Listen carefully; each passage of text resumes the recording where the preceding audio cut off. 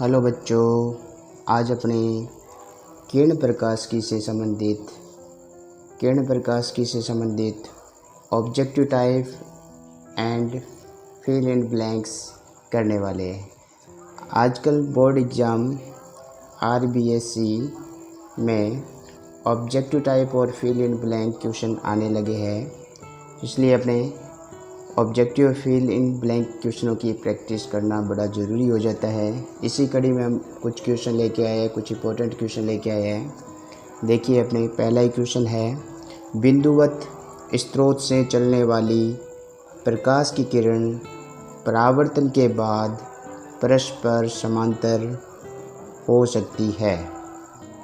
बिंदुवत स्रोत से चलने वाली प्रकाश किरण परावर्तन के बाद परस्पर समांतर हो सकती है।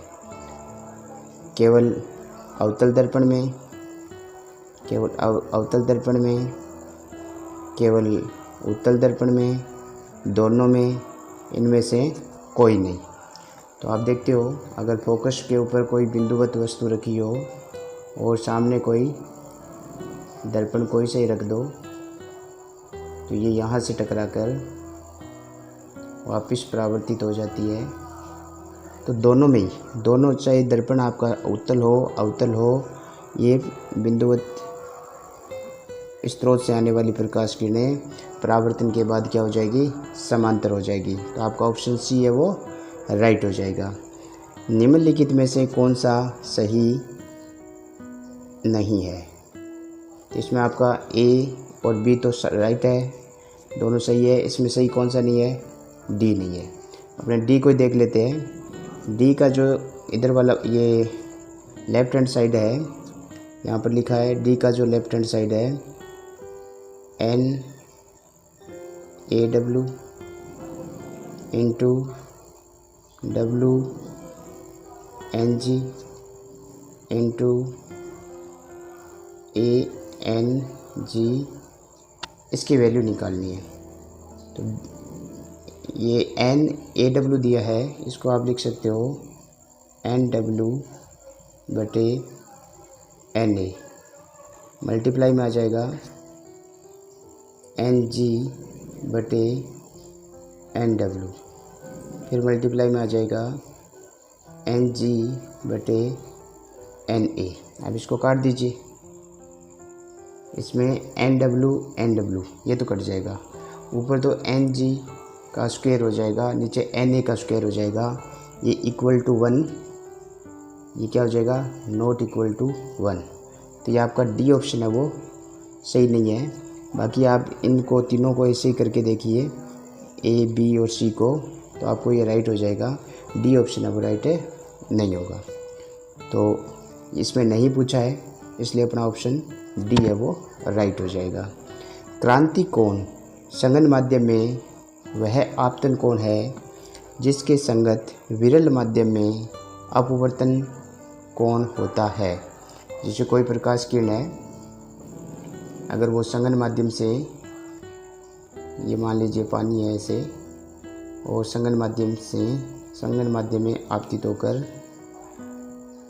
क्रांति कोण प्राप्तित हो रही है, कोई यहाँ क्रांति कोण से आपतित हो रही है, तो ये समांतर, दोनों अंतरापृष्ठ के समांतर हो जाती है। तो इसमें जो अपवर्तन कोण होता है वो कितना हो जाता है, 90 डिग्री।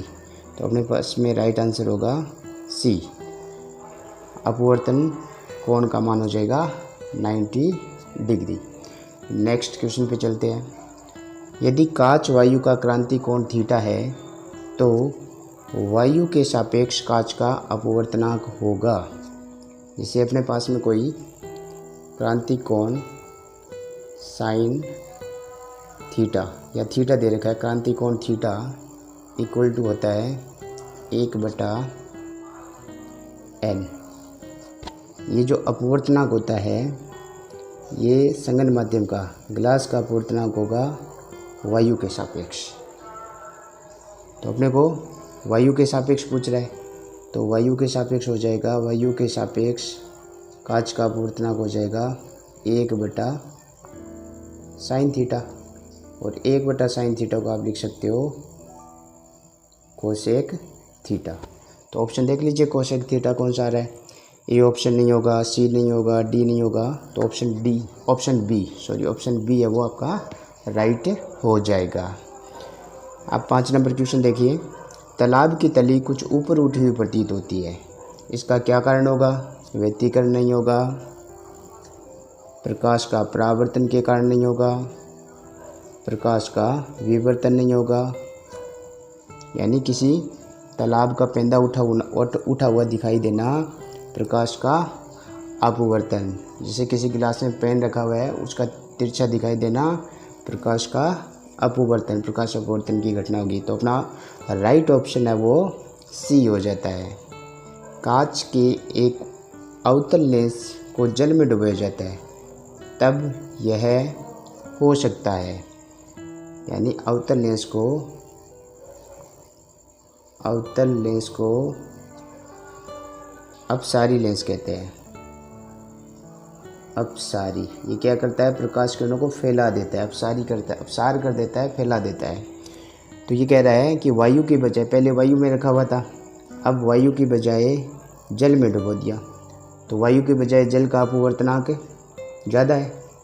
तो अब क्या हो रहा है, पहले जल अगर वायु में था तो कम अपवर्तनांक से ज़्यादा अपवर्तनांक में आ रहा था, लेकिन जल का अपवर्तनांक वायु से ज़्यादा है, तो अभी आ तो कम से रहा है लेकिन वायु की अपेक्षा ज़्यादा अपवर्तनांक जल का होने के कारण ये कम अपसारी हो जाएगा।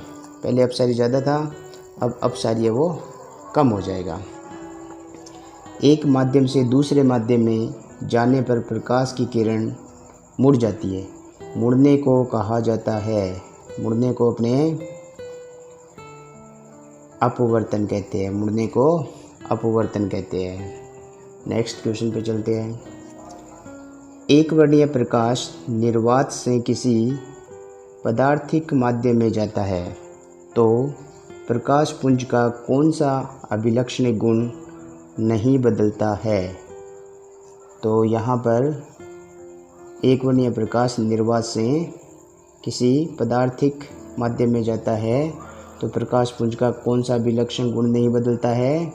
प्रकाश का गुण आवृत्ति का मान परावर्तन में अपवर्तन में नियत रहता है, आवृत्ति का मान है वो नियत रहेगा। तो अपने क्वेश्चन नंबर 8 का डी ऑप्शन राइट हो जाएगा। जल और कांच के अपवर्तनांक क्रमशः 4/3 तथा 3/2 है। जल का कांच के सापेक्ष अपवर्तनांक होगा, यहाँ क्या चाहिए अपने को, जल का अपवर्तनांक n चाहिए, किसका, जल का अपवर्तनांक n चाहिए अपने को वाटर का, किसके सापेक्ष, ग्लास के सापेक्ष। तो आप इसको लिख सकते हो NW n वाटर बटे n ग्लास। तो वाटर के लिए कितना दे रखा है, सबसे पहले वाटर का 4/3 और बटे में ग्लास का आ जाएगा 3/2। तो बटे के बटे में आ रहा हो तो उल्टा करके मल्टीप्लाई कर दो 2/3। आप इसको हल कर लीजिए 8/9। देखिए कौन सा ऑप्शन राइट हो रहा है। तो ऑप्शन आपका डी है वो राइट हो रहा है। ऑप्शन को टिक करते समय ध्यान देना चाहिए, यहाँ 8/9 है और सी में आप गौर से देखोगे तो 9/8 है, तो कहीं कन्फ्यूज नहीं हो जाए। अपना राइट ऑप्शन क्या रहने वाला है, डी आपका राइट ऑप्शन रहेगा। किस कारण वायु का बुलबुला पानी के अंदर चमकता दिखाई देता है। ये वायु का बुलबुला चमकने की घटना होती है, पूर्ण आंतरिक परावर्तन की घटना होती है। अब अपने नेक्स्ट क्वेश्चन पे चलते हैं। यहाँ पर दिया है F1 F2 फोकस दूरी के दो पतले लेंस एक दूसरे के संपर्क में स्थित है, संयुक्त लेंस की फोकस दूरी होगी। तो अपने फोकस दूरी के लिए फार्मूला पड़ा है 1/F = 1/F1 + 1/F2। तो यहाँ आप एलसीएम ले लीजिए, F1 F2 एलसीएम ले लिया तो ऊपर आ जाएगा F2 + F1। F1 upon F, तो F इक्वल टू आ जाएगा F1 इंटू F2 बटे F1 plus F2।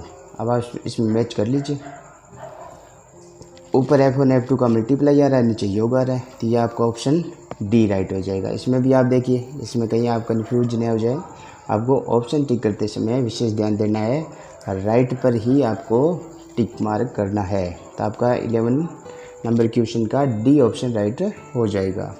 Question number 12 देखिए, पूर्ण आंतरिक परावर्तन के लिए क्रांति कोण अधिकतम होगा।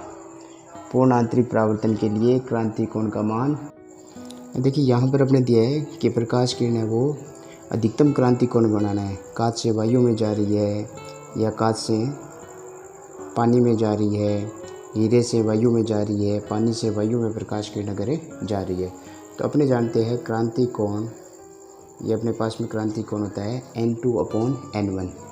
N2 क्या होगा, विरल माध्यम के लिए अपवर्तनांक, N1 क्या होगा, सघन माध्यम के लिए अपवर्तनांक। तो पहले के लिए देखिए, कांच से जब पानी की बात हो रही है, कांच से पानी में प्रकाश किरण जाएगी तो कांच क्या होगा, सघन होगा, पानी क्या होगा, विरल।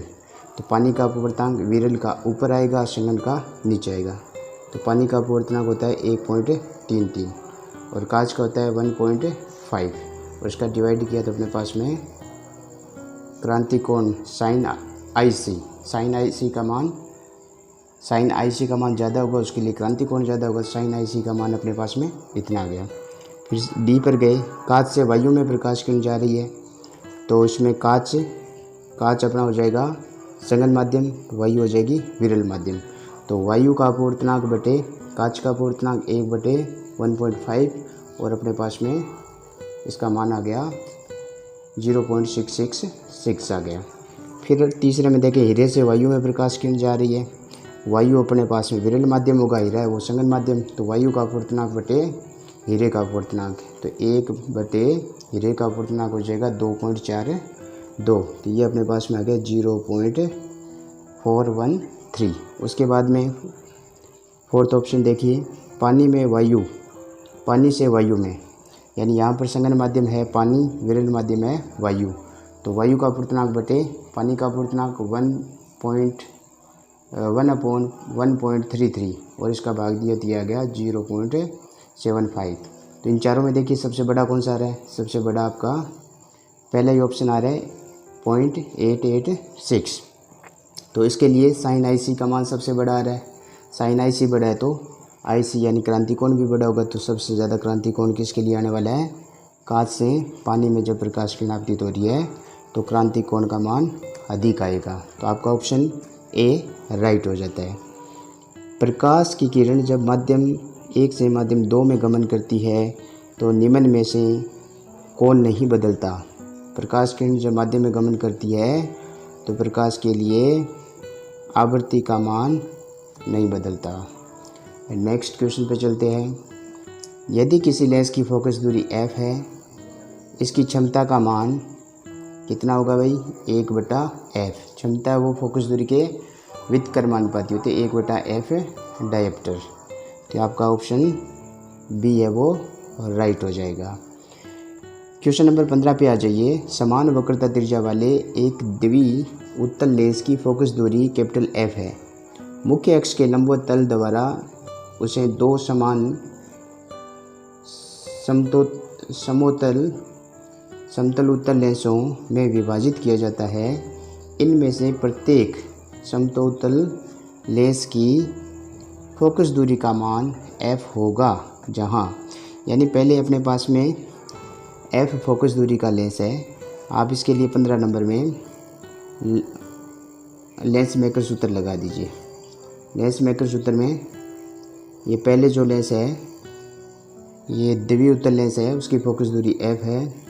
अपवर्तनांक है लेंस का n-1 और समान वक्रता त्रिज्या है 1/r और दूसरा भी r। तो ये अपने पास में इतना आ जाएगा। तो ये आ जाएगा 1/f इक्वल टू n-1 और ये आ जाएगा 2/r। ये आ गया आपकी समीकरण नंबर 1। अब ये कह रहा है कि उसको बीच से काट दिया जाए, तो बीच से काट देंगे तो उसमें r1 तो कितना रहेगा, r1 तो आपका r ही रहेगा, जबकि r2 समतल बन जाएगा तो समतल की वक्रता त्रिज्या कितनी हो जाती है, इनफाइनाइट हो जाती है। तो आप इसमें फिर आप मान लीजिए उसकी फोकस दूरी स्मॉल f हो जाती है। लेंस मेकर सूत्र लगा देते हैं, n-1 और r1 कितना r हो जाएगा, r2 कितना, r2 आपका इनफाइनाइट हो जाएगा। तो ये आ जाएगा आपके पास में समीकरण नंबर, एक बार और लिख दो, 1/f बराबर n-1 इंटू 1/r। ये आपकी समीकरण नंबर आ गई 2। अब अगर आप समीकरण 1 और 2 में भाग दे देते हो, समीकरण 1 में 2 का भाग दे देते हो तो ये अपने पास में आ जाता है 1/f इंटू स्मॉल f/1 और n-1 कट जाएगा, 1/r ये भी कट जाएगा, तो इधर आ जाएगा 2/1। अपने को क्या चाहिए, स्मॉल f का मान चाहिए जो कितना होगा 2F। तो आपके पास स्मॉल f हो जाएगा 2F के बराबर। तो ऑप्शन है आपका यहाँ ये जो 2F होना चाहिए था, तो आपका ऑप्शन राइट हो जाएगा ए। नेक्स्ट क्वेश्चन पे चलते हैं। एक उत्तल लेंस के उपरार्ध को काले रंग से, यानी एक उत्तल लेंस को ऊपर से काले रंग से रंग दिया जाता है। उसके द्वारा बनने वाला प्रतिबिंब पर क्या इफेक्ट पड़ेगा, प्रतिबिंब का आकार बढ़ जाएगा, आकार घट जाएगा, इसमें से कोई नहीं, तीव्रता कम हो जाएगी। अगर आपने आधा उत्तल लेंस को रंग दिया तो उसकी तीव्रता कम हो जाएगी, प्रतिबिंब पूरा बनेगा लेकिन तीव्रता कम हो जाएगी, तो सी ऑप्शन है वो राइट हो जाएगा। पानी में वायु का बुलबुला कार्य करता है, ये अपसारी लेंस की बात काम करेगा, बी ऑप्शन है वो राइट हो जाएगा। उत्तल लेंस परस्पर संपर्क में रखे है समतुल्य लेंस है। अगर दो उत्तल लेंस रखी है परस्पर संपर्क में तो इससे जो लेंस बनेगा वो भी क्या होगा, उत्तल लेंस ही बनने वाला है। नेक्स्ट क्वेश्चन अपने पास में, एक लेंस 1.5 अपवर्तनांक है और इसकी वायु में फोकस दूरी है 20 सेंटीमीटर। 1.5 अपवर्तनांक वाले माध्यम में उस लेंस की फोकस दूरी क्या होगी, यानी माध्यम और लेंस का अपवर्तनांक अगर सेम कर दिया, ये समतल प्लेट की तरह काम करेगा और समतल प्लेट की फोकस दूरी कितनी होती है, इनफाइनाइट होती है। 20 नंबर सवाल में देखिए, स्वस्थ व्यक्ति के लिए स्पष्ट दृष्टि की न्यूनतम दूरी, ये काफ़ी इंपॉर्टेंट क्वेश्चन अभी कई बार पूछ लिया जाता है, ये जैसा क्वेश्चन है। तो मनुष्य की स्पष्ट दृष्टि की न्यूनतम दूरी होती है वो 25 सेंटीमीटर, तो अपना ऑप्शन बी है वो राइट हो जाएगा। जब सूक्ष्मदर्शी की नली की लंबाई बढ़ जाती है तब उसकी आवर्धन क्षमता, तो अगर आवर्धन क्षमता की बात करें m, ये नली के समानुपाती होता है। नली बढ़ेगी तो आवर्धन क्षमता क्या हो जाएगी, बढ़ जाती है समानुपात में। तो नेक्स्ट क्वेश्चन पे चलते हैं। याद दिया है किसी दूरदर्शी की आवर्धन क्षमता 20 है, उसके अभिदर्शक तथा अभिनेत्र लेंस के बीच की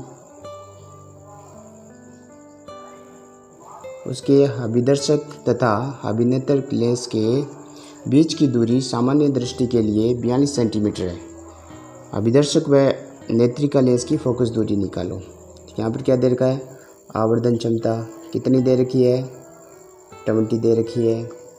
आवर्धन क्षमता बराबर क्या होता है, F0 यानी F0/F, और यहाँ से अगर आपने m का मान कितना है 20 बराबर F0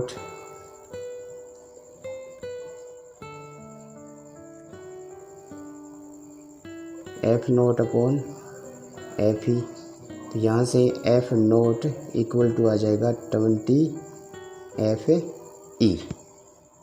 अब उसमें दे रखा है दोनों लेंसों के बीच की दूरी दे रखी है एल, कितनी दे रखी है 42, और फार्मूला क्या होता है F note plus F E. तो यहाँ आप एफ नोट का मान रख दीजिए, तो ये हो जाएगा 42 equal to 20 F1 plus F1 FE। तो अपने पास में FE के मान आ गए 21 FE इक्वल टू 42। तो FE इक्वल टू आ जाएगा 42 में 21 का डिवाइड करेंगे 2 सेंटीमीटर। तो आप ऑप्शन देखिए FE 2 सेंटीमीटर, FE 2 सेंटीमीटर अपने पास में केवल यहाँ पर आ रहा है। तो वैसे देखा जाए तो बी ऑप्शन केवल आपके FE निकालते ही राइट हो जाएगा। फिर भी आप FE आ गया तो यहाँ पर मान रखिए, FE का मान रखोगे 2, तो 20 दुए 40, तो 40 मान किसका आ जाएगा F नोट का, तो ये 40 भी है। तो बी ऑप्शन आपका राइट हो जाता है। उत्तल लेंस की फोकस दूरी क्या होगी, जिसकी क्षमता 2.5 डायप्टर है। 23 नंबर सवाल में देखिए, तो अपने पास में क्या दिया है, डायप्टर में शक्ति दे रखी है 2.5 डायप्टर, और आपसे पूछ रहा है इसकी फोकस दूरी, तो F बराबर हो जाएगा 1/P, ये हो जाएगा 2.5 डिवाइड में, ये आपके आगे आ जाएगा मीटर। अगर F इक्वल टू, आप ये 2.5 है इसको लिख सकते हो 10/25, और गुणा में अगर आप 100 लगा दो तो ये क्या बन जाएगा सेंटीमीटर। 25 से 100 कट जाएंगे 4 बार, 400। तो ये F इक्वल टू कितना आ गए 40 सेंटीमीटर। ऑप्शन देख लीजिए, डी ऑप्शन आपका राइट हो जाएगा 40 सेंटीमीटर। उसके बाद में यदि संगन माध्यम 24 नंबर क्वेश्चन देखिए, संगन माध्यम 1 का विरल माध्यम 2 के सापेक्ष अपूर्णांक N12 एवं इस माध्यम के युग्म के लिए क्रांति कोण IC है, तो N12 व IC के मध्य संबंध क्या होगा, तो N12 बटे साइन IC। तो ऑप्शन देख लीजिए मैच कर रहा है क्या, N12 equal to 1 sign IC। तो ये ऑप्शन डी है वो राइट हो रहा है। तो इस प्रकार के अपने काफ़ी सारे क्वेश्चन N24 क्वेश्चन है, ऑब्जेक्टिव टाइप क्वेश्चन की है, तो आप इनकी प्रैक्टिस करना। ऑब्जेक्टिव क्वेश्चन अपने हिंदी में से आने की पूरी संभावना है। अब आगे बढ़ते हैं कुछ अपने फिल इन ब्लैंक रिक्त स्थानों की पूर्ति कीजिए। आजकल ये क्वेश्चन आते हैं, इनको भी देखते हैं। पहला क्वेश्चन अपने पास में, जल में वायु का बुलबुला, जल में वायु का बुलबुला के कारण ही चमकता है। तो ये अपने पास में होगा पूर्ण आंतरिक परावर्तन। पूर्ण आंतरिक परावर्तन के कारण ये बुलबुले से प्रकाश किरणें वापस आती है और बुलबुला वो वायु का बुलबुला वो जल में चमकता है। प्रकाशिक तंतु का कार्य किस सिद्धांत पर आधारित है, यही अपने पास है पूर्ण आंतरिक परावर्तन एंड टोटल इंटरनल रिफ्लेक्शन। ये है पूर्ण आंतरिक परावर्तन को टोटल इंटरनल रिफ्लेक्शन कहते हैं। इसी बेस पर प्रकाशिक तंतु कार्य करता है। प्रकाशिक तंतु से अपने सर्वदर्शी तरंगों को एक स्थान से दूसरे स्थान तक भेजा जा सकता है, या कोई सजावटी लैंप बनाए जा सकते हैं। शल्य चिकित्सा में प्रकाशिक तंतु का प्रयोग किया जाता है। पूर्ण आंतरिक परावर्तन के लिए आपतन कोण का मान क्रांति कोण से अधिक होना चाहिए। नेक्स्ट क्वेश्चन पे चलते हैं। गोलीय दर्पण की फोकस दूरी उसकी वक्रता त्रिज्या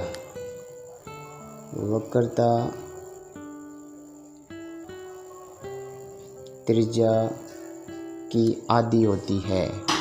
जल में वायु का बुलबुला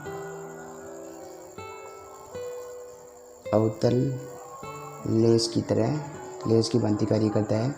लेंस की लेंस की शक्ति का मात्रक डायप्टर डी से रिप्रेजेंट करते हैं होता है।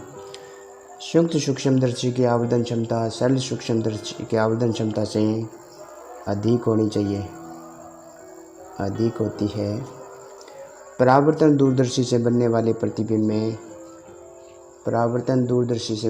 प्रतिबिंब में वर्ण विक्षेप